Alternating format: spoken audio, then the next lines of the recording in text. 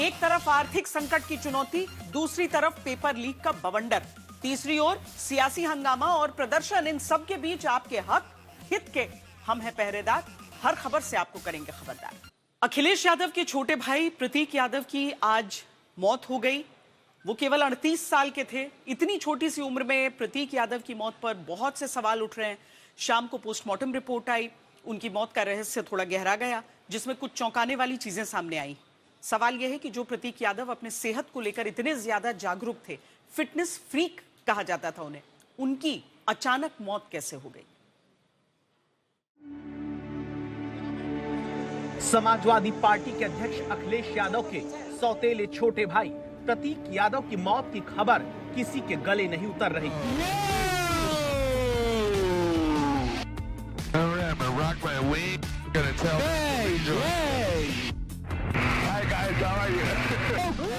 सवाल है कि जिंदगी को पूरी शिद्दत से जीने वाले प्रतीक यादव आखिर जिंदगी की जंग कैसे हार गए? मैंने प्रतीक को बचपन से देखा है।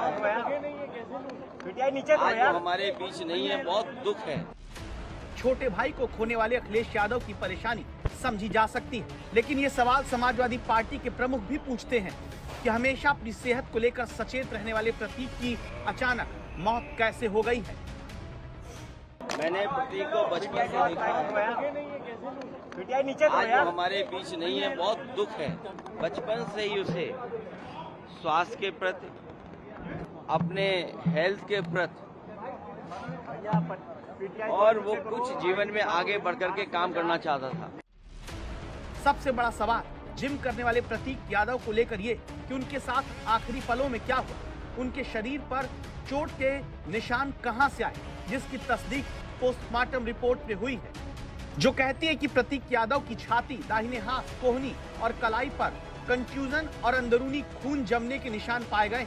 डॉक्टर के अनुसार चोट नंबर 1, 2 और 3 करीब 5 से 7 दिन पुरानी थी, जबकि दावा है कि चोट नंबर 4, 5 और 6 लगभग 1 दिन पुरानी। रिपोर्ट में सभी चोट को एंटीमॉर्टम यानी मौत से पहले की चोटें बताया गया। सवाल है कि इतने बड़े राजनीतिक परिवार के सदस्य को चोट कैसे लगी, आखिर उनके साथ क्या हो रहा था? अखिलेश यादव के छोटे भाई के शरीर पर 7 चोट के निशान कहां से आए? कुछ दिन पहले मेरी मुलाकात हुई थी, लगभग 2 महीने पहले। उस समय भी मैंने यही कहा था कि अपने स्वास्थ्य का ध्यान रखिए और अपने कारोबार को आगे बढ़ाइए। सिर्फ 38 साल की उम्र में अपने छोटे भाई को सेहत के प्रति सचेत करके अखिलेश यादव ने सपने में नहीं सोचा होगा कि ये उनकी प्रतीक से आखिरी मुलाकात होगी। एक बहुत अच्छा लड़का जो अपने मेहनत से कुछ करना चाहता था, बहुत दुखद है वो आज हमारे बीच नहीं है।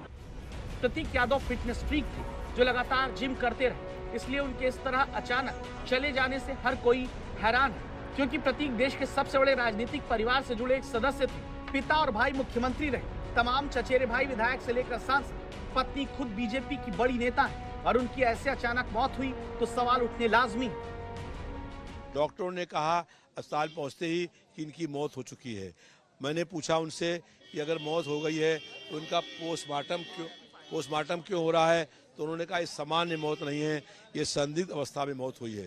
तो उनको पॉइजन दिया गया, उनके शरीर में नीले नीले धब्बे पड़े हुए थे। तो प्रतीक की मौत का राज गहराता जा रहा है। पोस्टमार्टम रिपोर्ट में चोट के निशान कई दिन पुराने मिले हैं। मौत की वजह मैसिव पल्मोनरी थ्रोम्बोएम्बोलिज्म बताई गई, जिसके चलते कार्डियो रेस्पिरेटरी कोलैप्स बताया गया। वहीं हृदय और अन्य नमूनों को आगे की जांच के लिए सुरक्षित रखा गया है। सिविल हॉस्पिटल के निदेशक जीपी गुप्ता ने आज तक को बताया कि सुबह 5:30 बजे के आसपास प्रतीक यादव के ड्राइवर आए। उन्होंने प्रतीक की तबीयत खराब होने के बारे में बताया, लेकिन देखकर ही अंदाजा हो गया कि बॉडी में कुछ नहीं बचा था।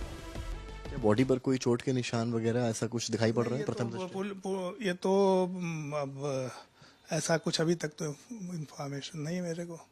हार्ट अटैक जैसी चीज? अब ये तो पोस्टमार्टम के बाद ही सारी रिपोर्ट पता चलेगी।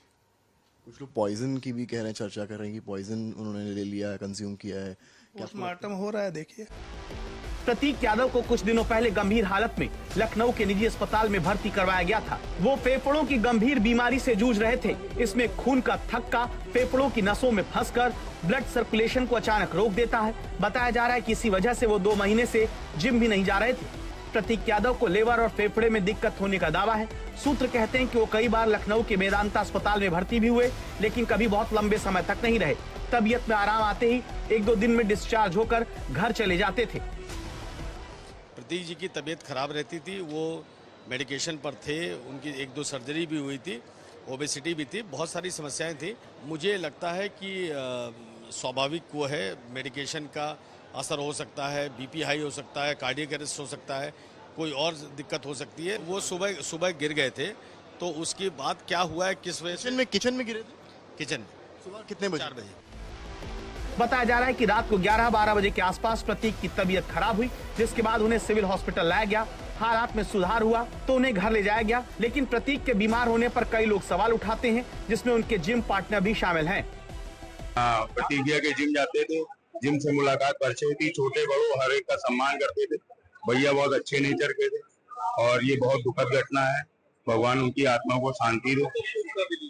हमको रात में सिविल हॉस्पिटल गए थे, उसके बाद फिर अभी रात में तबीयत ज्यादा गड़बड़ थी, तो डॉक्टर ट्रीटमेंट तो चल ही रहा था काफी समय से, और फिर उसके बाद रात में ज्यादा तबीयत गड़बड़ हुई। फिर सुबह में यहाँ आया, मालूम चला तुम्हें। नहीं, कोई गंभीर बीमारी नहीं थी, कोई गंभीर बीमारी। मैं सुमित केशवानी, उनका बेस्ट फ्रेंड, साथ में जिम करते हैं जी।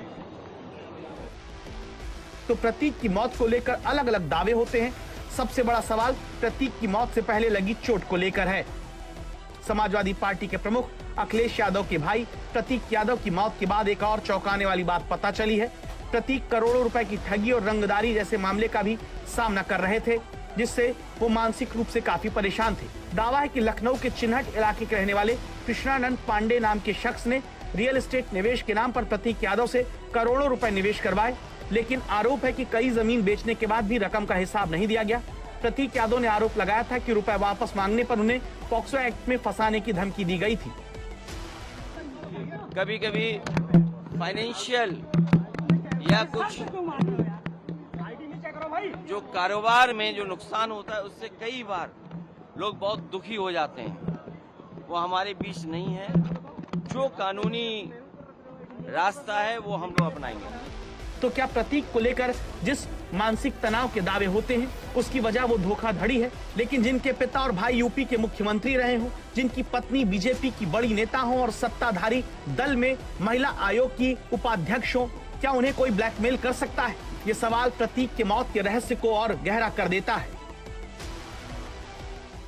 जैसे कि मैं सो रहा हूँ तो पिताजी को जगाना है मुझे, तो वो डायरेक्ट उठाने के बजाय, और हिंसा की परंपरा मेरे यहाँ नहीं थी सौभाग्य से, तो वो क्या करते थे कि उस कमरे में आ जाएंगे या बाहर से गुजरेंगे और चौपाई बोलेंगे, प्रात काल उठ के रघुनाथा